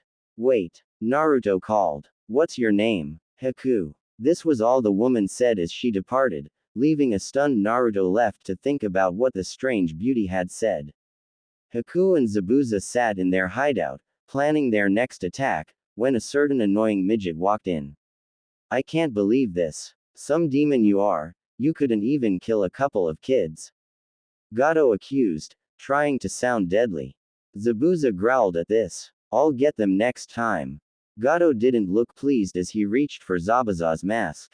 Let's see what you hide under here. The man was shocked as a hand grabbed and snapped his arm, courtesy of Haku. Get your filthy hands off Zabuza-sama. Haku ordered with rage. This caused the two samurai to unsheath their swords, only for Haku to appear between them with a senbon pointed at each neck. Gato knew when he was in trouble. Whatever. You better not fail next time or so help me. Gato yelled through the pain of his arm as he exited along with his samurai junkies. Zabuza snorted, muttering something about lousy weaklings having all the money. Naruto came walking into the house in the morning, earning him an amused look from Kakashi. Where have you been? Kakashi asked, reading his perverted book. I was training late outside and I decided to sleep outside. Naruto explained, leaving out the part about meeting Haku. Kakashi mumbled as he giggled perversely at his book. Naruto just sat down at the kitchen and ate his cold breakfast, wondering if the book Kakashi read every single day ever had an ending. Soon Kiba and Sakura appeared down the stairs. Good, you're all here. I figure it will be at least a week until Zabuza recovers from his death-like state, so we have 5 more days to perfect the water walking exercise. By the end of the week I expect each of you to be able to walk on the water for prolonged periods of time. Kakashi explained, earning him 3 simultaneous highs. As the week went on, Sakura mastered the exercise by about the 4th day while Kiba mastered it on the 6th. We were now on the 7th as both the two stated genin were sitting at the table eating dinner. Where's Naruto? Sakura wondered loudly. He's still working on that exercise, Kiba answered. I don't get why it's taking him so long. Kakashi answered this question for him. Well, you see, Kiba, Naruto has much larger chakra reserves than you, or even me. This caused Kiba to go wide-eyed. Although this is a double-edged sword as it makes his chakra control very bad, although knowing him he won't quit until he has learned it. Kakashi finished with a smirk. Kiba nodded at this, knowing the work antics of his teammate. So Kakashi-sensei, when do you think Zabuza will be back? Sakura questioned the copy nin. If I had to guess, I would say tomorrow or the day after, seeing it has been a week now, Kakashi added as an afterthought. Sakura frowned at this, inwardly scared that the man who had gone toe-to-toe with her sensei would be back with help from a mysterious hunter nin. I guess I'll go look for Naruto now, Kakashi sighed as he stood up and closed his book. Kakashi wandered into the area the team had been training at, to see an exhausted Naruto trying to make his way back to the house. He raised his eyebrow at this. I got it, Kakashi-sensei, Naruto panted as he fell backwards. Kakashi was shocked at this. With the amount of chakra that kid has, I would have figured it'd take him at least another week, Kakashi thought to himself as he looked down to see his student unconscious with a smile on his face. Minato-sensei, he's so much like you were, Kakashi thought in remorse as he picked up the blonde and Shusen back to the house. The next day Kakashi, Sakura and Kiba sat at the table eating breakfast. Okay team, today you are going to be accompanying Tazuna to the bridge with me, in case Zabuza is to come back. Kakashi stated. If he was worried about the battle to come, he sure didn't show it. But sensei, what about Naruto? Kiba asked loudly, reminding the team that their favorite blonde still hasn't woken up. Kakashi sighed. He is still exhausted, let's just leave him be for now. The rest of the team nodded as they followed the two gray-haired men to the bridge. Team 7, -1 member, and Tazuna arrived at the bridge to see all the employees knocked unconscious. Kakashi narrowed his eye as the mist seemed to thicken. It's been a while, Kakashi. Zabuza's voice seemed to come from all direction. Back on your feet so soon? Kakashi asked as he expelled his chakra, causing the mist to scatter and reveal Zabuza and his young apprentice standing in the middle. So we were right, the hunter was working with you. Yes, it seems that way, doesn't it? The demon of the mist smirked as he created a half-dozen water clones. Haha, look at this. Your student is shaking. Kiba frowned at this. I'm shaking, in excitement. Kiba growled out as he ran and dispersed the 6 water clones in a few seconds. Looks like you might have a rival, Haku. Zabuza pointed out the ice user. So it seems. She replied in a monotone voice. Sakura, you guard Tazuna. Kiba, you will take on the hunter Nin while I take on Zabuza. Kakashi ordered as he lifted up his headband, revealing the famed Sharingan in all of its glory. At this the group separated, leaving Zabuza and Kakashi standing there, waiting for the other to make a first move. You may have the Sharingan, Hatake. But I know its weakness, you can't copy me if you can't see me. The ex-mist Nin smirked as the mist nearly doubled in thickness. What are you doing, Zabuza? You can't see either. Kakashi narrowed his eyes as he whipped out a kunai just in time to block as a cleaver nearly sliced him in two. What are you doing, Zabuza? You can't see either, so what's the point of all this mist? Kakashi asked to seemingly no one. I'm a master of silent killing. I don't need to see you to kill you. Zabuza pointed out, causing Kakashi to frown. This was going to be a long fight. Asterisk asterisk asterisk asterisk asterisk asterisk asterisk asterisk asterisk asterisk asterisk. Haku looked at Kiba apathetically through his mask. Please surrender. I do not wish to hurt you. Yeah, right. It's you who is going to be hurtin'. Kiba yelled as he tossed his Papa Soldier pill and he turned into a copy of Kiba. They then both got onto all fours and charged the fake hunter Nin. Kiba tried to swipe Haku only for the ice user to block it and twist Kiba's arm. She then backhanded Kiba across the face. So be it. Haku stated calmly as she formed a set of seals. Ice release. 1,000 needles. Haku called as 1,000 needles formed into ice and flew right at Kiba, who proceeded to slam his hand on the ground as a wall of earth came to stop the needles. Earth release.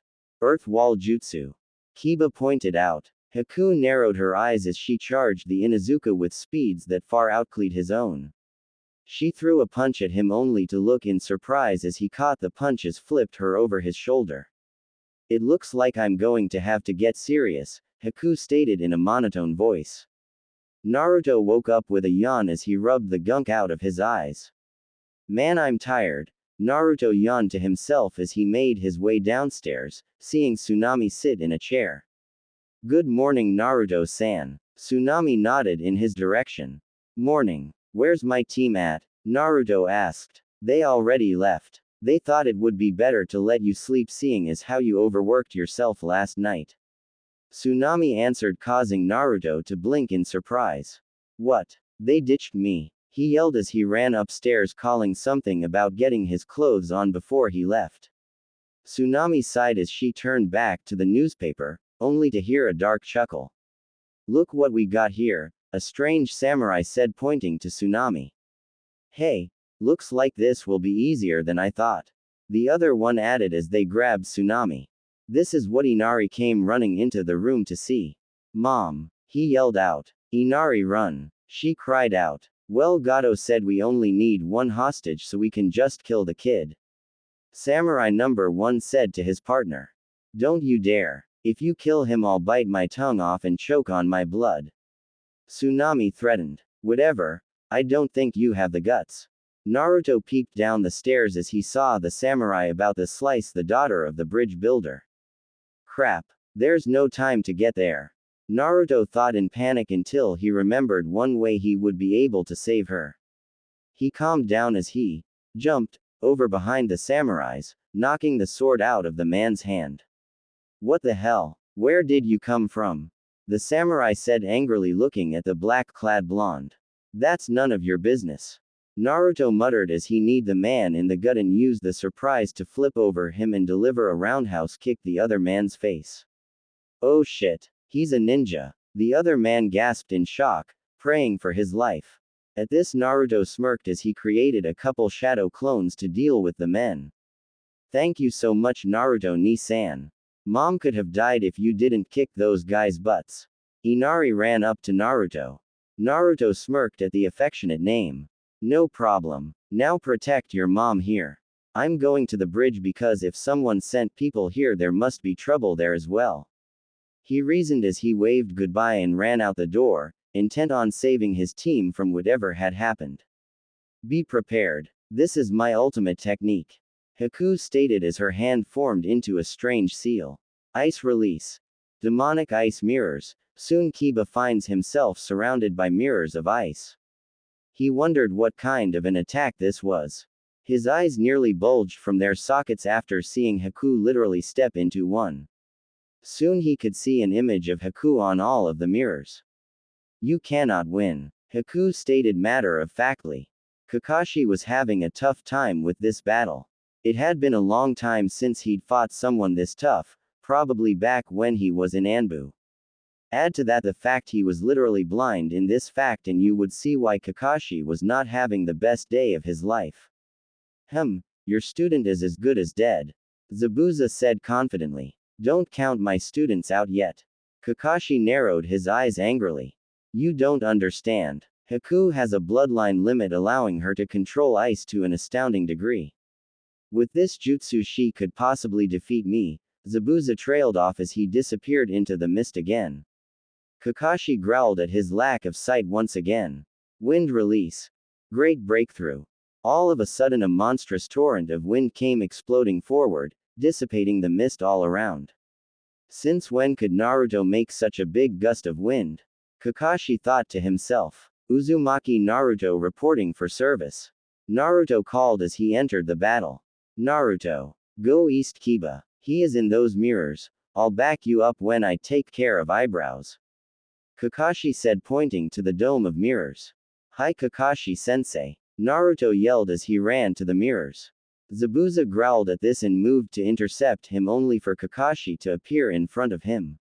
"Your fight is with me," Kakashi stated. Naruto rushed inside the dome of mirrors to see Kiba with dozens of Senbon sticking in various places on his body. "Kiba, you all right?" Naruto asked with concern in his voice. "Yeah, this guy, he can be everywhere at once, he's too strong for either of us," Kiba explained. "Well, let's work together," Naruto reasoned as he created a dozen shadow clones and had them attack each mirror individually, only for each to be dispelled in an instant. "Any other bright ideas?" Kiba asked mockingly. "I don't see you having any," Naruto muttered under his breath while he starts a set of seals. Wind release. Great breakthrough. He called as an impressive column of wind hits one of the mirrors head first. "That isn't strong enough," a hauntingly familiar voice reasoned with Naruto. He knew that voice. He just couldn't remember from where. A set of Senbon flew at Naruto as he made a set of seals and called out. Wind release. Wind vortex. A vortex of wind surrounded him and knocked the Senbon away. He took a second to regain his bearings. Haku noticed him distracted and went in for the kill. I'm sorry Naruto-san, Haku thought as she threw 3 well-aimed Senbon towards the thinking blonde. Naruto noticed these too late as he braced himself for the unavoidable. He felt nothing and he opened his eyes to see Kiba lying on the ground, apparently have taken the Senbon for him. Kiba, Naruto muttered, on the verge of tears. Why did you save me? He yelled angry at Kiba for saving him, but most of all angry at himself for being so weak to need to be saved. And Inuzuka always protects their pack. I'm sorry for how we didn't use to get along Naruto. I've come to think of you as a very good friend. Please Naruto don't ever give up, I know you can beat her, Kiba finished as his head lowered. Is this the first time you've lost someone close to you? Your friend was very brave for doing this for you, Haku started but was cut off as a swirl of fiery red chakra erupted from the blonde. Shut up, Naruto shouted as the demonic chakra seemed to shape into a fox over his head. Who is this boy? Haku thought with panic. Naruto literally vanished from his spot and appeared in front of the mirror, delivering a demonic chakra-enhanced punch to it. The mirror shattered into thousands of pieces. Kakashi's eyes bulged as he became worried. Did the seal break? No, it just weakened. Either way, I need to finish this quick, Kakashi thought as he unrolled a scroll and swiped some of his blood on it. Earth release. Fang pursuit jutsu. Kakashi yelled as he waited for the results of his jutsu to take place. He wasn't disappointed as he heard his nin dogs erupt from the ground and latch onto Zabuza's arms and legs. What the? Zabuza yelled angrily. You thought I let you hit me for no reason. I used my blood to track you through the mist with my nin dogs. Now this is the end. Back with Naruto. As the mirror shattered, Haku was sent flying and Naruto appeared in front of her and delivered a punch to her face, shattering her mask. He took a look at her face and the demonic chakra seemed to vanish and Naruto took control again.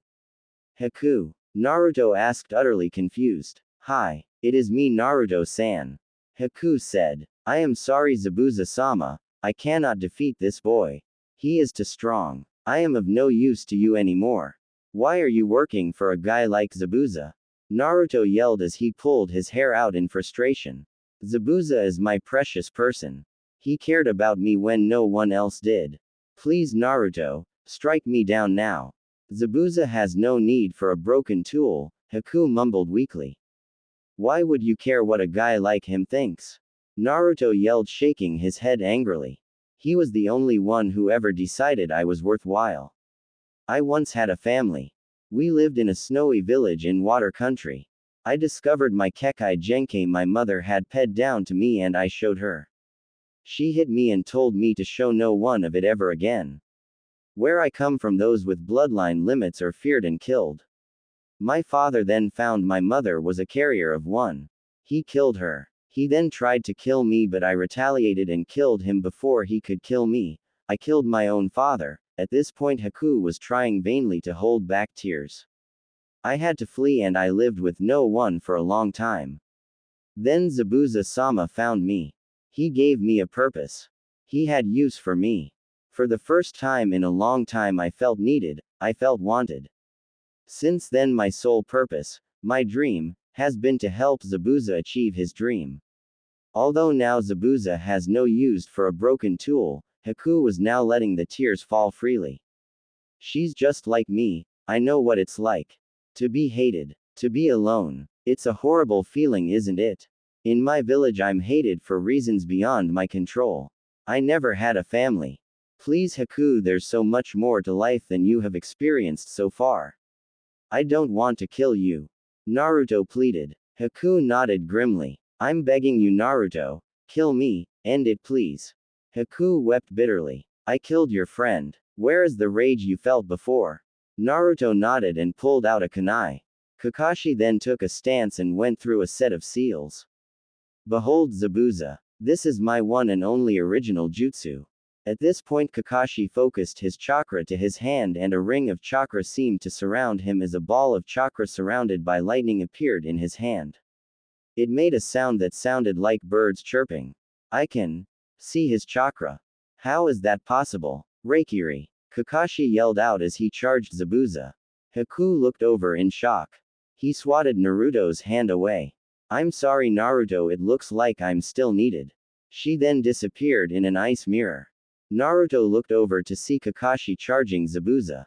His eyes widened in shock as he jumped over to Zabuza and jumped away with him, narrowly evading Kakashi's lightning blade.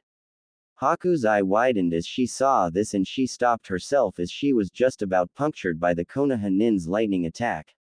Naruto, what do you think you're doing? Kakashi accused seriously. Kakashi-sensei, you can't kill him. He means everything to Haku and she was about to give her life for him. Naruto yelled defiantly. Kakashi's eyes softened at that. He was now glad that he was spared of soaking his blood in the innocent girl's blood. He knew what it was like to lose someone precious to you. It was a fate you wouldn't bestow on your worst enemy. All of a sudden they heard clapping. They turned to see Gato surrounded by an army of thugs. Some demon, you or Zabuza. Not even being able to handle a couple of pansy leaf ninja. Oh well, at least you tired each other out. You see, I can't hire ninja from villages as they would betray me and you missing nin are so expensive. So I just hire you and wear you down against other ninja and I have a group of thugs take you down at the end. Gato sneered as Zabuza narrowed his eyes in rage. And after I'm done I can have some fun with you little whore who broke my arm.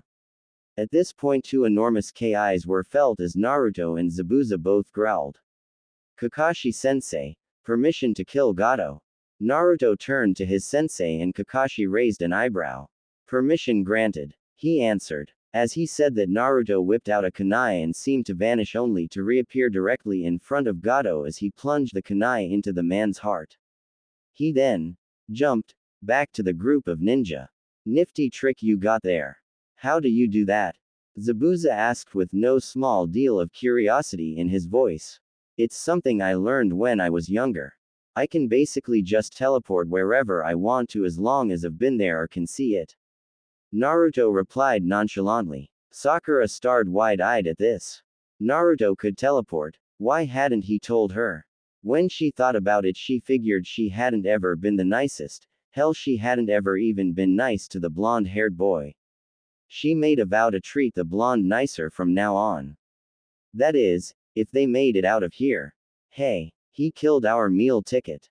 Let's get him. One of the thugs yelled as the rest roared in approval, only to see a bolt hit the ground in front of their group. They turned to see a large group of villagers with weapons of all sorts led by Inari. No way you're gonna kill the saviors of this country. One man yelled as the rest agreed. Well, we'll just have to kill them all. The same bandit yelled. Naruto, seeing this, put his hands into a familiar cross-shaped seal. Shadow Clone Jutsu. He yelled as 30 other black-clad blondes stood beside him.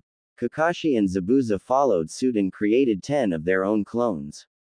This scared the crap out of the bandits. Run away. One yelled as the group retreated into the forest. Naruto moved to stop them but was halted when he felt a firm hand on his shoulder. He turned to see Kakashi, who just shook his head. Kakashi turned to Naruto. Where is Kiba? He noticed Naruto's eyes suddenly looked down and he started to shake. He's dead. He took a Senbon aim to kill me. Naruto replied, shaking. Kakashi's head lowered at this point. Another dead comrade. Actually, Haku piped in, causing the 3 depressed Konoha nin to look at her. I didn't kill him. I merely put him in a death-like state from which he should wake up from right about now. Haku said as they heard groaning and turned to see Kiba stretching out. You never did have the heart to kill, Zabuza mused. I'm sorry Zabuza-sama, Haku muttered, thinking she had let down the demon of the mist. Don't worry about it. I am actually glad you are how you are. It would kill me for you to become a cold-blooded killer like me.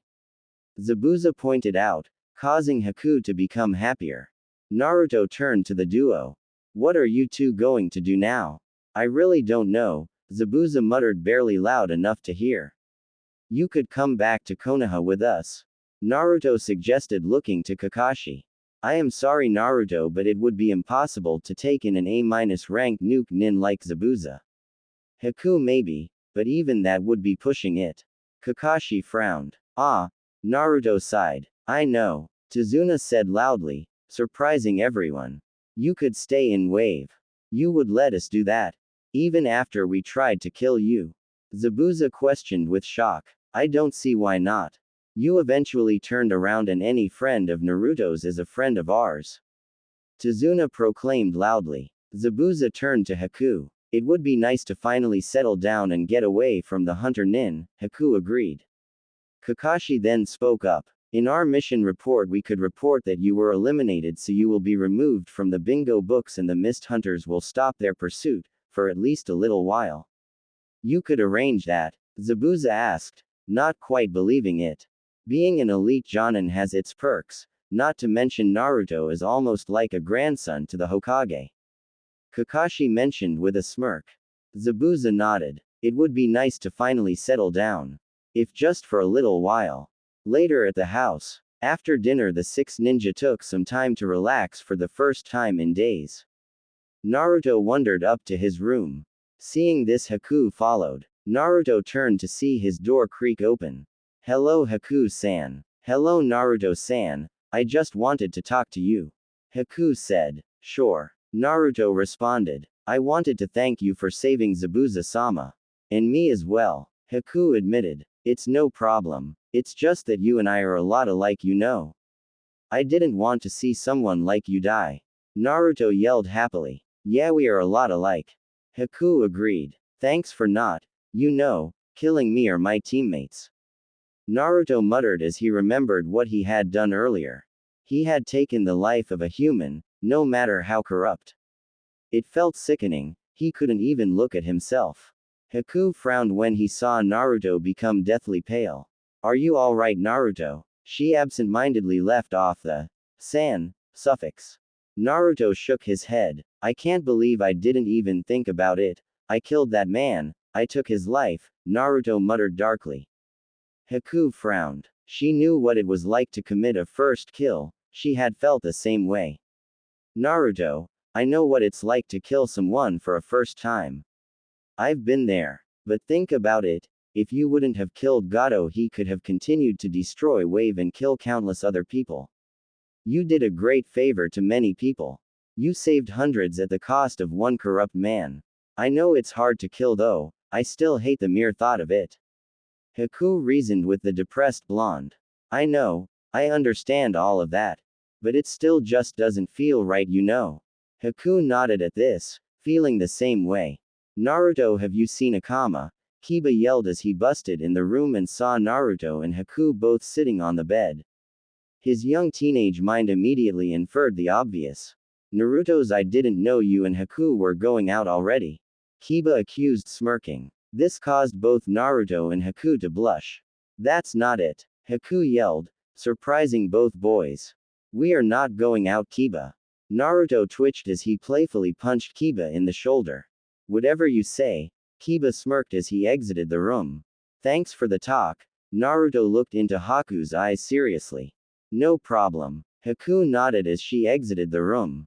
1 week later. The next week flew by quickly with the Konoha nin just basically lounging around Tazuna's house while Tazuna finished his bridge. It was unfortunately time for the Konoha nin to leave though. Goodbye Naruto ni-san, Inari said, holding back tears. You don't need to cry Pipsqueak, crying doesn't help anything. Naruto was also on the verge of tears, finally meeting people he considered family and having to leave so soon.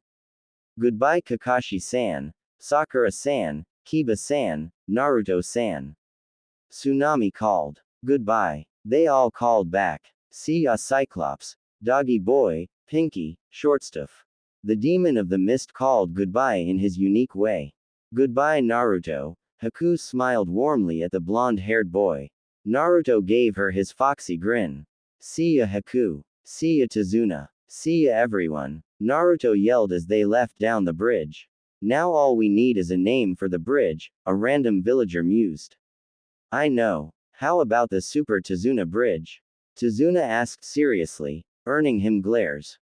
Inari then spoke up. How about the Great Naruto Bridge? Inari asked as everyone cheered. The Great Naruto Bridge it is. Tazuna yelled as the entire village erupted into cheers and roars of approval.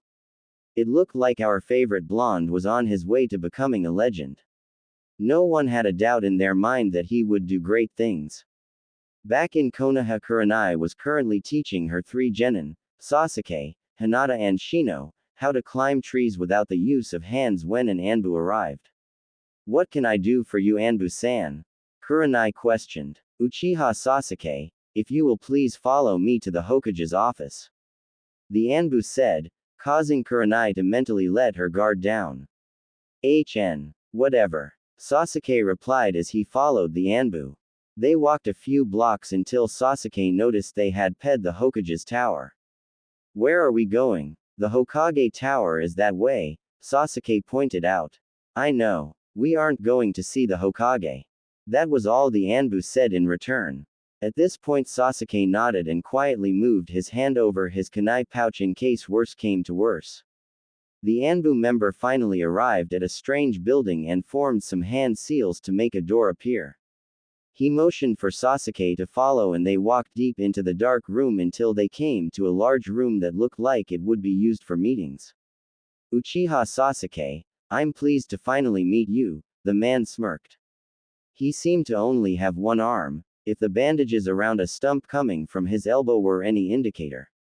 He also had bandages wrapped around only one of his eyes. Sasuke narrowed his eyes at this.